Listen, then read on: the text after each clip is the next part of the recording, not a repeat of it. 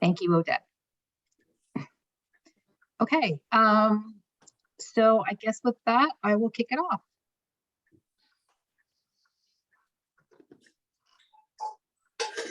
Good afternoon, everybody. So today we're just going to be talking about supporting your teen or your child through mental health challenges. And so today's gist and most of the majority of the questions was about how can I deal with my child who may be stressed out or who may be experiencing some anxiety, both at home and from school. So like Ms. Valerie said, I'm Afrika Hamilton. I am the school-based therapist here from Chris 180. And if you was on the call last time or on the meeting last time, just some background information. I have a degree in school counseling. I was a school counselor for 4 years. I decided to switch gears and get my LPC. So now I'm currently a therapist and I truly, truly enjoy it. So just kind of getting started. As we all know, COVID really kind of shifted things for us as a whole, and especially with our kids. So in 2020, we recognized that it was just a lot of lack of predictability. The kids was at home, being stuck, had to learn the whole virtual school thing was definitely a struggle for a lot of parents, a lot of students, and a lot of staff members. And then just the loss of connection with social networks. So they weren't able to see their friends, they weren't able to see their peers, they weren't able to engage with the outside world as much. So a lot of kids or teens ended up numbing themselves or spacing out. It was a sense of that this will never end. Nobody knew when it was, and we still are kind of living in those moments. And it also was a loss of sense of purpose, like with the newness of everything. It was an academic loss as well. A lot of kids fell behind. They weren't joining in on some of those virtual calls or virtual schools. So you saw a lot of lacking or a lot of loss during that time. So just from 21 and 20, just from 2021 to now, we see that we are trying to return back to routines. But with the students, you see that it's still kind of that struggle of trying to find a balanced routine or a balanced schedule. You see kids going outside more, getting reconnected back with their social life. It's a division of the vaccines, whether I should get it or whether I should not. You also see depression, anxiety, and substance abuse increase within our teenagers. And then you also just see the uncertainty about the future. I have a lot of kids who kind of stress about the college or will we go back into being inside. It's just a lot of uncertainty in general. So that causes a lot of anxiety and depression within our youth today. So these are just some of the statistics that I pulled from the pandemic and the effect that it has on our teenagers and their mental health. So as you can see, just from the teenage girls and teenage boys, anxiety is one of the biggest things between the both. But you see a higher percentage in our teenage girls with 36% and boys with 19%. And then you also see depression falling after anxiety. But you also see, like I said, the increase within our girls versus our boys, but you do still see a high percentage within boys. Then with the sleep issue that's coming in third, it's about an even split between boys and girls with 24 and 21%. And then you have withdrawing from family. I do see a lot of, especially with the middle school, high school age, where they are drawing away from the family. And that's 14, 13%. And then you see some aggressive behavior as well that normally may not have been there before. So some of the teen stressors that may, cause, that may not be anxiety or stress or depression, but just maybe one of these things. So one of the things that I always tell parents to look for is just checking for the basics, right? So are they eating enough? Are they eating healthy foods? Are they getting enough sleep? I find a lot of times that students are staying up all times of night, not going to bed until 4 o'clock, but then have to wake up at 6 to catch the bus for school. So a lot of times that shows up as irritability within the home once they get home from school, irritability within the classroom. So a lot of times I like to tell parents to just kind of monitor your kids' sleeping habits, whether that's kind of taking the phone or restricting the phone or taking away the TV within the home, not home, I'm sorry, within the bedroom. And just kind of exercising or going outside, telling them, hey, let's take a step back from being in the house. Let's plan some outside activities. And then you have sleep. Like I said, it's really good to get about 9 to 10 hours of sleep per night. And then schedules. A lot of times parents overload schedules. So school within itself and then outside extracurriculars. So just different sports, different activities or different things of that nature, which may be overwhelming, where at one point it was okay for that child and they were able to handle that, workload or that load. But as time gets on, they may feel overwhelmed about all of the things or expectations that may be on them. And then social media, as we all know, a lot of times our kids put a lot of stress on social media, whether that's comparing themselves to different things that's going on, wanting to appear in a different light than what they really are.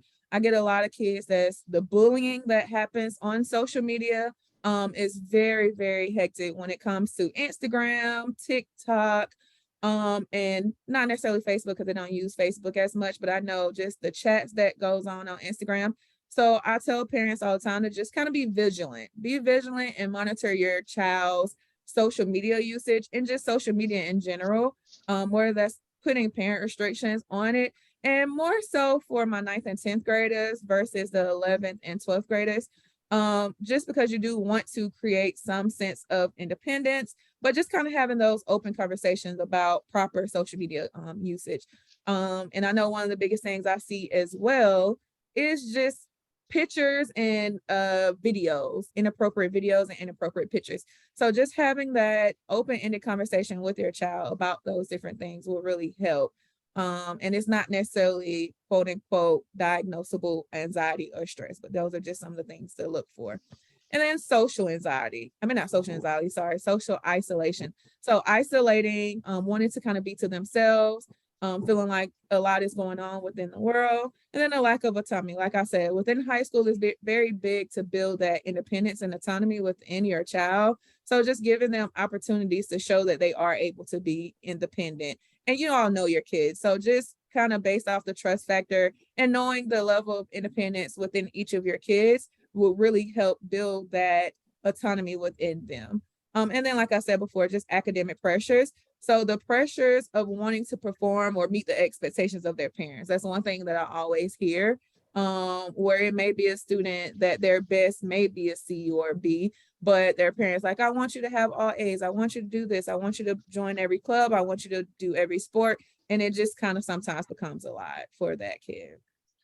So now we're just going to dive into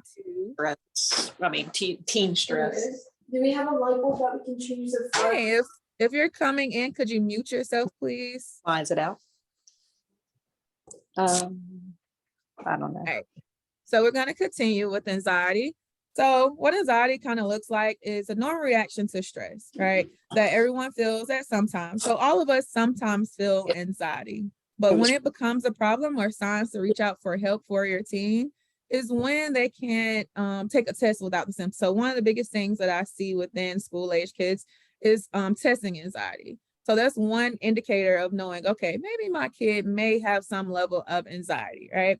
And then have trouble with social interactions. So one of the biggest things that I see amongst my clients who are diagnosed with anxiety is that their triggers are crowded hallways. And we can see how that may be an issue, especially within high school. When the bell rings, everybody's rushing into the hallway to change classes, right? So one of the things that we work on is how can we deal with, or what some coping skills or some coping strategies that I can deal with while I know that this is going to trigger me. So that is something that is a telltale sign that your child may be experiencing some level of anxiety as well. Appears overwhelmed and exhausted for a long period of time, right? So the last slide was things that are normal within any type of teen. But just if those symptoms persist over a long period of time, that's when we're like, okay, maybe my kid may need some help at that point. Gets upset when things aren't perfect. So when they feel as if the world is kind of crashing down because something isn't perfect in their life, that's also another telltale sign. And then, like I said before, that these symptoms are reoccurring. So it's happening more than once over a long period of time. So I always say if it's going on more than over 3 months, that's when it's like, okay, maybe it's time for me to try to make a referral or talk to their school counselor, see what other type of resources is out there. And then some of the biggest things as well, we're going to kind of go into depression. So depression is kind of like an elevated anxiety. So it's a feeling of sadness and upset about life events, disappointments, and losses in general. So depression is these normal feelings that are persistent and very easily trigger and impact everyday activities. So some of the signs of depression is irritability, easily frustrated, they're easily distracted, they're withdrawing from people more than normal. They're missing school. One of the biggest things that I see is the avoidance of school, and just not wanting to be around people in general. Also, one of the things that I see as well is that it shows up physically. God bless her So food. with stomach aches, so if your kid is complaining of stomach aches, a lot more headaches, or getting sick a lot more, sometimes that is a telltale sign of depression as well. And also just the loss of interest in different things. So if you know that your kid has a group of friends that they normally always talk to or always hang out with, and then they draw back from that and don't want to engage in those activities, or even if they're involved in sports or any type of clubs or different things outside of school or within school, and you see that they're kind of like not wanting to participate in those different activities, that's also a telltale sign when they lose interest. Also fatigue, sleeping a lot. I know teenagers in general kind of like gravitate towards their room. But if you know that your child is very outgoing or different things of that nature, and they start to fall backwards into wanting to sleep all the time, not really eating, those are symptoms of depression as well. And also, last but not least, kind of just suicidal thoughts, wanting to self-harm, or just kind of having suicidal ideations, or saying things such as, the world would be a better place if I'm not here. My friends wouldn't miss me. My family wouldn't miss me. Those are signs of depression as well, and things that you should look for within your child. So then one of the biggest questions that was asked is, how can I support my teen? What are some of the things that I can do as a parent to help my kid who may be experiencing some of these things? And the 4 biggest things is be self-aware. So as a parent, what are some of the emotions that are bringing about this situation? So we are human, right? So sometimes we get frustrated, we get overwhelmed, we get upset, we get angry. So just being aware of our feelings around our kids, and then just addressing it, just being honest with ourselves and say, oh, let me take a step back. Let me, get tuned in with myself so I'm able to be there for my kid. Show self-confidence and competence. Sometimes as parents, we don't know everything, right?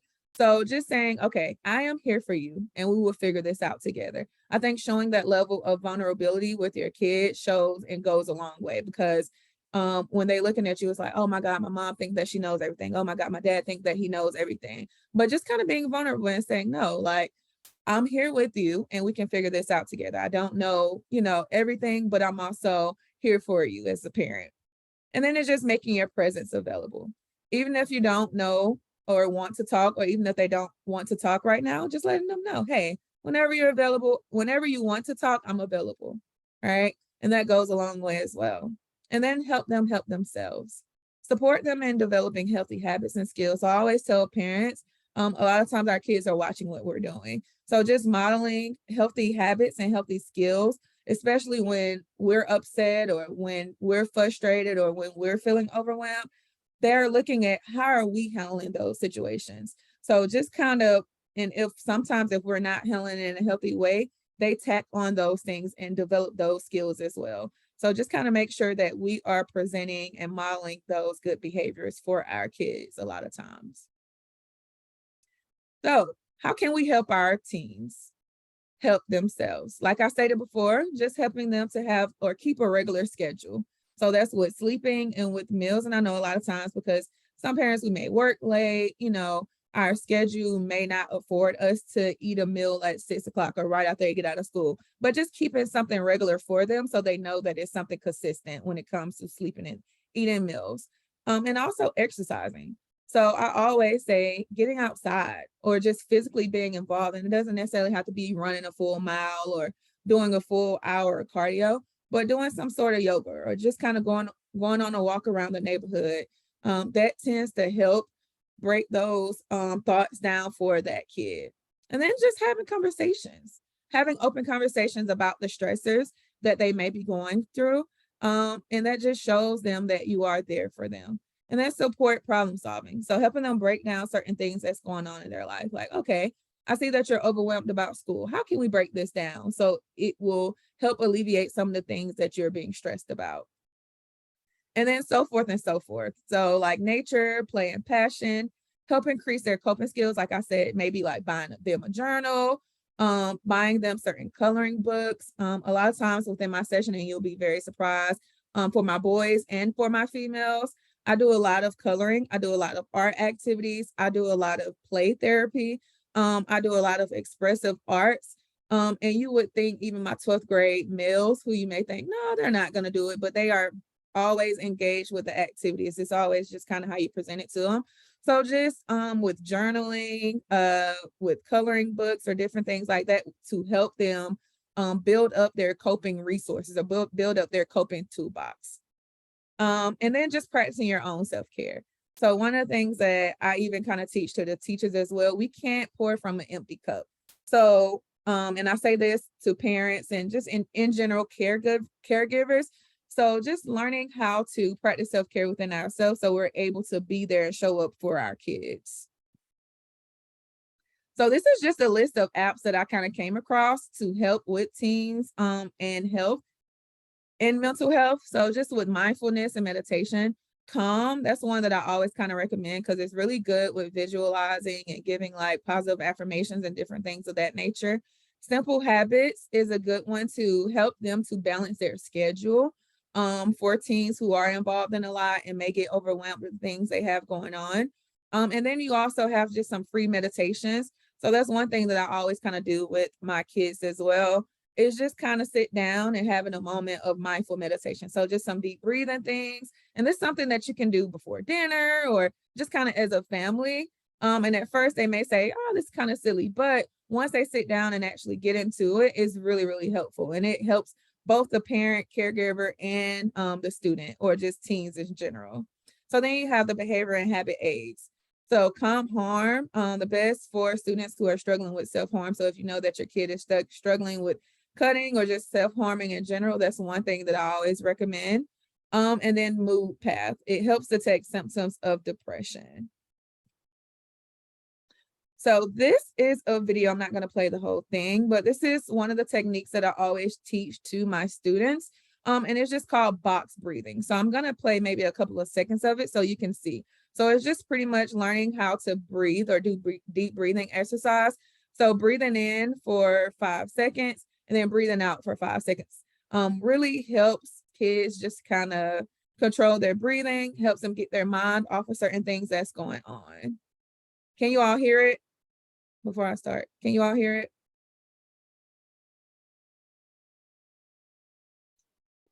I'm not hearing anything. I'm not hearing any sound. Okay, can you hear it now, Valerie? No. Okay. Well, I'll have to send out the presentation so you all can see it because I'm not sure how to play it. All right, so this is a very important slide to me because I feel like this is one of the things that draws a disconnect between teens and parents. And this is one of the things that I feel like teens wish that parents knew about the things that's going on. So the first one, and the kind of one of the most important ones for me that I kind of stated early on in this presentation, is not all anxious or depressive moods or states are a problem. So some of that, like I said, we're all human. And even as adults, sometimes we get overwhelmed with life. So that's not to say that we all have anxiety disorder or that we all have major depressive disorder, but it's just to say that life sometimes gets hard and, you know, sometimes we don't necessarily know how to deal with certain things, but it doesn't mean that we have this disorder in general. So I think a lot of teens wish their parents knew that, or that their caregiver knew that not everything that they're going through is quote unquote like a mental illness or a mental health issue. Your expectations of me can stress me out. So a lot of times as parents, we want our kids to be successful, right? That's a given, but a lot of times we put a lot of stress and pressure on our kids to perform at the best ability or just perform past what they are able to be given at that moment. I had a kid kind of tell me in session that they felt very overwhelmed because their parents won't allow them to a second to breathe. Like it's always a moment of, okay, you have to make all A's. Okay, well, now you have to go to this practice, or now you have to join this club, or different things of that nature. And it's like, when am I going to just have time to be a teenager? So I think a lot of times that's what kids or teens kind of go through in their head. I am sensitive to what you think about me. So that kind of goes back to that expectation. Our kids want to, they look up to us and they want to perform at their best ability to make us happy. So the different things that we say to them sometimes eat them up and hurt more than it's causing good. So just kind of being mindful of the things that we may say to our kids, because they are very sensitive, especially around this time, preparing for college or things after high school. They are sensitive to those things. Growing up in 2022 is nothing like when we were in school or when you were a teen. And I think that's one of the biggest things as well. And I think that is also a given that times have changed. This generation of students or just generation of kids are growing up in a world of technology, for one. So that is definitely a bigger change than when we were growing up. So just kind of recognizing that difference and knowing and kind of just changing with the times with your teenager, because as a teen, as we know, like a lot of things are going on. They're trying to figure things out for themselves and they're gaining, like I said, this level of independence. So just kind of helping them walk through that journey and not comparing it necessarily to ours. If you don't make space for the dark and heavy, it will make space for itself. So kind of what that means is just openly talking about issues and not shying away just because it is dark and heavy.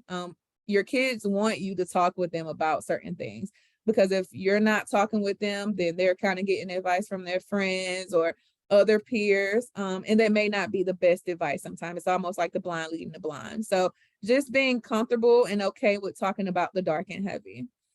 Being a teen is stressful, and sometimes I need a break. That goes back to kind of what I was saying before, that sometimes I do just want to stay in their room and just kind of take a chill pill or just kind of chill and relax and not have to think about the things that are stressing them out. And just being able to be a teenager. I think that's one of the biggest things, like I said before. And a lot of times they feel like we don't necessarily need advice, we need empathy. On the next slide, I'm going to talk about empathy and what that looks like as a parent. Sometimes kids are like, okay, my mom, my dad keeps preaching to me and I don't necessarily need to hear that. I just want empathy right now. And that goes to the next bullet point. Let us express ourselves without judgment. So letting them kind of make mistakes with natural consequences. I'm not saying allow them to, go do something obscene, obstruction or different things of that nature, but just kind of allow them to make mistakes within realm, just so they're able to have those problem solving skills, or able to kind of like say, hey, okay, that didn't quite work the way that I thought it was going to work, but now let's try it a different way. So I think that's one of the things, especially with high school students, that really help build that autonomy and then just help building that independence. And then you unintentionally make me stay in my room. So I hear this a lot of times as well. So kids, they come home from school, they go in their room, they may take a nap. When they come out of their school, parents may say, oh, nice for you to join us, or, oh, you finally came up, or you're alive, or different things of that nature. And those statements or those like snarky remarks kind of makes them feel like, whoa, I should have just kind of stayed in my room because, I'm thinking I'm coming out to join the group or join my family. But now I'm going to retract back in. So unintentionally, I feel like parents, sometimes we make our kids stay in our room unintentionally. And then last but not least, the phone is not always a problem. I know a lot of times kids are on their phone 24/7, stays up late, talking to different friends or family, different things of that nature. But one of the biggest things that I always tell parents is, if your kid isn't talking to you, they're talking to their friends. So helping to build that when you take away the phone, so then they're not talking to you and they're not talking to their friend. So they're pretty much balling up all of these things that's going on, that's making them overwhelmed, and they're keeping it on the inside until they explode. So just monitoring their phone usage, but also allowing them to just kind of have that moments of talking with their friends is very useful as well to our teenagers. So just kind of diving into empathy and what that looks like. So as a parent, one of the biggest things that we can do is taking our kids serious. So a lot of times, like I said before, some of their problems may not seem as serious to us, or it may not seem as something that we may have dealt with or different things of that nature. But to them, it is huge. It's their whole world. So just kind of taking them serious and listening to when they are going through certain things and not shutting them out or saying, okay, you'll just get over it, or just get over this, or saying, well, when I was a teenager, this is how I dealt with it, because that's the easiest way to have them to shut down and not want to talk to you about things that's going on. And just also empathizing. So just sitting with them and just allowing them that space to open up and talk to you openly, and then just reflect. So one of the things that you can say is, okay, I hear you saying that this is what's going on. How can I help you? Or just saying, oh man, I see that you had a bad day today. What's going on and what happened? So just kind of noticing those things and reflecting with your child. And then normalizing. You can easily say, hey, I had a bad day today too. Or I was very overwhelmed when something like that happened to me too. We're all human. So I think that's the biggest thing that our kids want us to know, is that we're human. So it's okay to feel certain things. It's okay to be angry. It's okay to feel lonely. It's okay to feel ashamed or insecure or different things of that nature. So just kind of normalizing some of their some of their feelings will go a long way. So this is just a slide to say ways to promote teen wellness. So like I said before, and I talked about a lot of these already. So recognizing positive choice, teaching them how to be safe, set and respect boundaries with yourself, and then helping them to set boundaries with their friends and different things of that nature. Use open-ended question. So asking, hey, how was your day? Or, I see that you're upset. What's going on? Different things of that nature. Limit electronic use. So monitoring electronic use is definitely big as well. Surround them around healthy adults, and I say healthy peers as well. Be patient with them. Model forgiveness. Believe in them and believe in you all. Be consistent. I think that's the biggest thing as well. Offer a hug and an active listening ear. So those are good ways that you can promote teen wellness. And then this is the part where it's like, when do I need to contact a professional? So going back to when I said those signs, when they're persistent, so the unusual changes in mood, right? And then the changes in behavior, such as stepping back from personal relationships. So like I said, when they withdraw from their friends, or when they withdraw from different things at school, a loss of interest in activities they previously enjoyed. So if you have a kid who was in clubs or played sports and they're like, okay, I don't want to try out for this, or I don't too much care about going to practice now. I'm going to quit the team, and different things of that nature. That's a telltale sign. Sleep disturbance. If you see that your kid is sleeping around the clock and they get home, they go straight to sleep, and then they're not waking up until going to school in the morning, that's also a sign.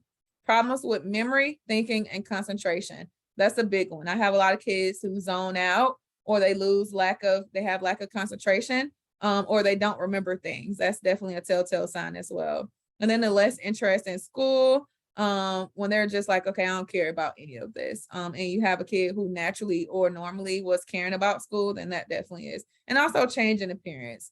You get a lot of kids who start to have bad hygiene, or just kind of don't care how they look disheveled, different things of that nature. That's also a telltale sign as well. And then the increase in risky behavior. So sneaking out the house, using drugs, alcohol, different things of that nature. And then thoughts of death or suicide. That's also maybe a time to contact a professional. So the last slide that I have is just resources for you all, or ways to reach out. So you always have the school counselor and then the school social worker. And then you have Chris 180. So this is our website. So it's www.chris180.org, which we offer a lot of wealth of resources and knowledge on our website if you ever want to get in contact with anyone from that center. And then you got the GCAL number, which is our Georgia Crisis Access Line. So if you do have a kid or someone who may have suicidal thoughts, that's the number that you can call. And just on that website, it gives a lot of resources as well. And then the newer website is the 988 Lifeline. So that has a wealth of information on how to even look up therapists for parents. And then just in general, just different websites, resources for your kids and for yourself as well. So those are a couple of resources that are available and that's out there for you all. And then this is also a resource page. And like I said, just those mental health workbooks that are available online. So you have the depression workbook for teens, which is very good. I have that in my office. You have mindfulness and acceptance workbook for teens, and then the coping skills for teen workbook. I have that as well, which is a great resource for your kids. And then some of these websites are just kind of YouTube videos and different things that will give you more information about kind of what's going on with your kid and how can we talk with our kids. So at this point, does anyone have any questions? Feel free to drop them in the chat for me. That concludes my presentation. So if you have any questions at the time that I may not have went over or you want me to go over something more in depth, just drop it in the chat for me. Thank you, Afrika. This is Julie. I have a couple questions. Okay. That were submitted ahead of time. The first one is for parents or guardians that are not connecting with their teens, for some recommendations on how they can provide advice. Correct. So I think the biggest thing that you can do as a caregiver or a parent when you're not connecting with your teen is find what things that are interesting to them. So let's say if you have a kid that is interested in art, and I'm just using this as an example, just finding those things that you all can do together. So if that's creating like a paint party at home, or just kind of going out in the finding resources out in the community, maybe kind of like doing an art class together or doing something that connects with them that you know that they're interested in and you all are doing it together. So those are times when you are able to kind of like sneak in questions like, hey, you know, what's been going on? Or I noticed you and your friend, let's say if they have a close friend, hey, how are you and your friend going? How are school going? Those are times to kind of sneak in those questions. I think, like I said, just the biggest thing, let's say if you have a kid that's interested in music, I know music nowadays may not be what we listened to back in the day, but just kind of saying, hey, what's the song that you like listen to on the ride home from school or just in general on the way to an activity, asking your kid, hey, what's a song that you may want to listen to right now? And just kind of connecting to them on that way. Like, oh, why you like this song? Oh, you know, this lyric, oh, what did that feel or how that feel for you or different things of that nature. I feel like those are ways to spark conversation and build that connection. Even with TikTok, right? I know that's a big rave nowadays for kids, possibly learning a, TikTok dance or learning something to connect with your kid on and knowing that they are big on social media, different things of that nature. Like, oh, what's the latest TikTok dance? Let's do it together. Or what's the latest thing that's going on Instagram? Let's talk about it. Let's do it together. I think those are big ways that parents can kind of bridge that connection with their kid. I hope I answered your question. Yeah. Absolutely. The next set of questions are all college related. Okay. So there's three that we have. One in the chat is, how can parents best support their teens during college transition and anxiety about living on their own? Okay. I think some of the ways that I just listed would definitely help. And then just being there for them, allowing them to know that you will be there for them. One of the biggest things, and just especially with seniors transitioning to college, is just helping them to build their own set of resources. So helping them to gain another level of independence so they feel more safe within themselves to go out. So whether that's kind of helping them. So like I said, like the biggest thing is like medical, food, learning how to grocery shop. Those are some of the like just basic living skills I think would definitely help decrease that anxiety within kids transitioning to college. Because I worked in a college, and one of the biggest things that I've seen for freshmen is just a lack of basic living skills. So just kind of helping to build that independence within your kids now will definitely help ease that transition. And then just being there, like I said, just always being there whenever they kind of need advice or just anything in general, and being open. Thank you. The next question is about ownership. How much ownership should seniors headed to college take in using tools to cope with stress?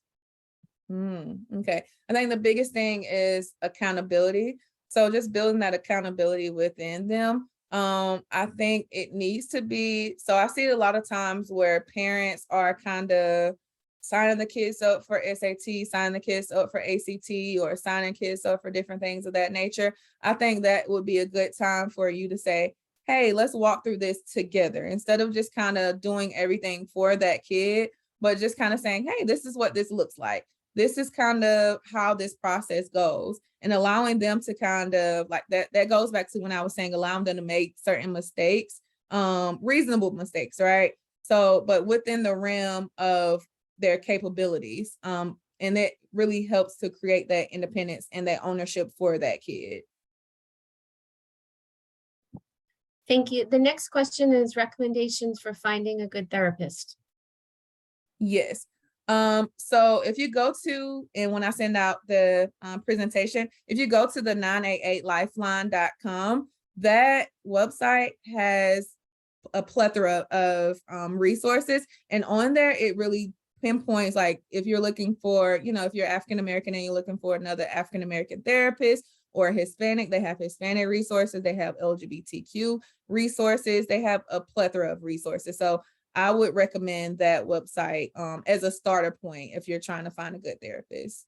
And this is for parents and for the students. Excellent. And all of that information will as well be posted on the PTO website, as Odette posted in the chat. So we will have the recording available. One more question came in, and that was, how can parents help talk to other parents when they're noticing anxiety levels of the other family's kids and children, students? So I think the biggest thing is, because, it takes a village to raise a child, and I really believe in that. So I think just kind of going in with no judgment and just saying, hey, I just kind of noticed this is what's going on with your kid. And I recognize the symptoms of this. And then just kind of giving that parent resources. So say, hey, these are some resources that I know of or that I've heard of that may be beneficial. And then just allowing that parent to either take it or leave it, because at the end of the day, they are the parents for that kid. But just kind of creating that space, or just creating that knowledge for them that you have recognized these behaviors and these symptoms will go a long way. And then just allowing that parent to, do what they want with that information. I believe, Afrika, that was the last question that I have from emails and chats. One more time, do we have any other questions? Yeah, I have a question. Thank you. How can parents best help their kids when they put too much pressure on themselves? Because I know for me that like a lot of societal things and school things, and I view my peers and all that, and I put a lot of pressure on myself that's not necessarily like family driven. How can parents reassure their kids and support them when they're in that situation? So I think the biggest thing is, and one of the things that I kind of work with the kids on, is just kind of creating a schedule, right? So you do have those kids who are overachievers and, they strive to make all A's. They want to get into, every college that they apply to. So different things of that nature. They want to make high scores on the SAT, all of the sorts, right? They want to be a part of every club. They want to do every sport. So just helping them to find a balance, helping them to create a schedule, helping them to say, hey, I know that you want to be a part of these things, but let's only pick one, right? Let's only pick one sport, or let's only pick a few clubs that we know that we're going to strive in. And then just also recognizing it and then validating it for them, right? Like just saying, hey, I know that you're overwhelmed, but what are some ways that we can work on this together so you're not as overwhelmed? I know that you want to make all A's, but it's okay if we don't. Like, it's okay if you don't do as well on this test, but that you tried your hardest. So just kind of, like I said, showing that empathy, being open, and then just normalizing the things that they're going through. Thank you. I think the biggest thing, it. yes, like I said, the biggest thing for me is just kind of helping them create balance in the schedule. Do we have any other questions at this time?